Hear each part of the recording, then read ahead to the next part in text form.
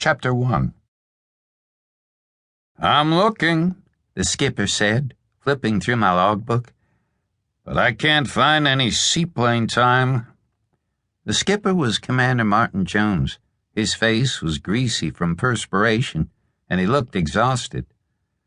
"Well, I've had 4 or 5 rides in a PBY, I told him, but always as a passenger. In fact, the PBY had just brought me here from Guadalcanal. It departed after delivering me some mail and a couple of tons of spare parts. The old man gave me the look. "You're a dive bomber pilot. What in hell are you doing in a Black Cat squadron?" "It's a long story." Boy, was that ever the truth. "I haven't got time for a long story," Jones said as he tossed the logbook on the wardroom table and reached for my service record. "Give me the punchline." Aboard this small seaplane tender, the wardroom doubled as the ship's office. They said I was crazy. That comment hung in the air like a wet fart. I leaned against the edge of the table to steady myself. Hanging on her anchor, the tender was rolling a bit in the swell coming up the river from Namoya Bay, on the southwestern tip of New Guinea where the Owen Stanley Mountains ran into the sea. The only human habitation within 200 miles was a village, Samarai, across the bay on an island. The sailors on the tender never went over there, nor was there any reason they should. If Namoya Bay wasn't the end of the earth, believe me, you could see it from here. The commander flipped through my service record, scanning the entries.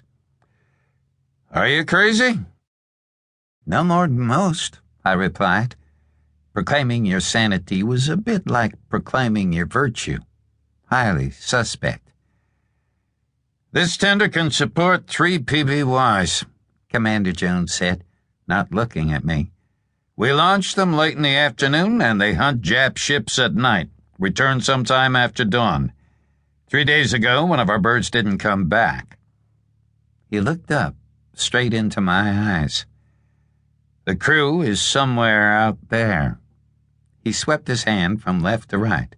"Dead or alive. We'll look for them, of course, but the South Pacific is a big place, and there is a war on." "Yes, sir." "Until we get another plane from Australia, we'll only have 2 birds to carry the load." I nodded. "One of our co-pilots is sick with malaria.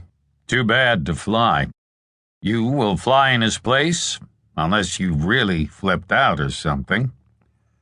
"I'm fine, sir." "Why did they get rid of you?" "The Japs shot 3 SBDs out from under me, killed 2 of my gunners. The skipper said he couldn't afford me. So, here I am." The old man lit his cigarette and blew the smoke out through his nose. "Tell me about it." So I told it. We launched off the carrier one morning on a routine search mission and found a Jap destroyer in the slot, running north at flank speed. When the lookout spotted us, the destroyer captain cranked the helm full over, threw that can into as tight a circle as it would turn, while every gun let loose at us. There were 4 of us in SBDs. I was flying as number 3. As I rolled into my dive, I put out the dive brakes, as usual, and dropped the landing gear.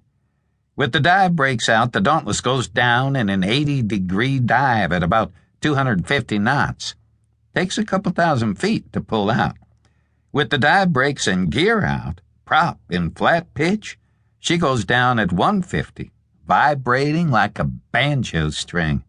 Still, you have all day to dope the wind and sweeten your aim, and you can pickle the bomb at 1,000 feet, put the damn thing right down the smokestack before you have to pull out. Of course, while you are coming down like the Angel of Doom, the Japs are blazing away with everything they have, and when you pull out of the dive, you have no speed, so you are something of a sitting duck. You also run the risk of overcooling the engine, which is liable to stall when you pour the coal to it. Still, when you really want a hit, I got that destroyer. The other 3 guys in my flight missed.